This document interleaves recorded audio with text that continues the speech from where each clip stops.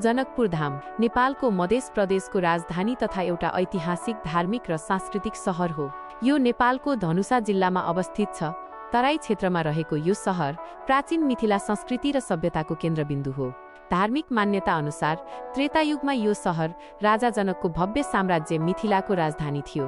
भगवान श्रीरामकी पत्नी माता सीताको जन्मस्थल यही भूमि हो। यहाँ भगवान राम र माता सीताको विवाह भएको विश्वास गरिन्छ। हरेक वर्ष मार्ग शुक्ल पञ्चमीका दिन यहाँ भव्य रूपमा विवाह पञ्चमी महोत्सव मनाइन्छ, जसमा नेपाल तथा भारतबाट लाखौं श्रद्धालुहरू सहभागी हुन्छन्। जानकी मन्दिर यो जनकपुरको सबैभन्दा ठूलो आकर्षण र नेपालकै उत्कृष्ट वास्तुकलाको नमुना हो। यसलाई नौलखा मन्दिर पनि भनिन्छ।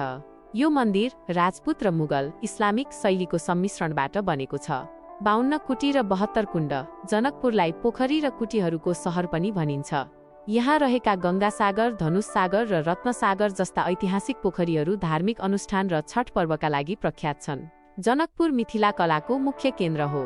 यहाँका स्थानीय महिलाहरूले घरका भित्ता, माटोका भाँडा र क्यानभासमा कोर्ने परम्परागत कला संसारभर प्रसिद्ध छ। यस कलामा प्राकृतिक रङ र स्थानीय ग्रामीण जनजीवन वा धार्मिक कथाहरू झल्काइन्छ। यहाँ मुख्य रूपमा मैथिली भाषा बोलिन्छ। पाहुनालाई गरिने आदर सत्कार, परम्परागत सङ्गीत र पहिरनले मिथिला संस्कृतिको धनी पहिचान दिन्छ। नेपालको एकमात्र सञ्चालनमा रहेको रेलवे सेवा जनकपुर जयनगर रेलवे यही रहेको छ।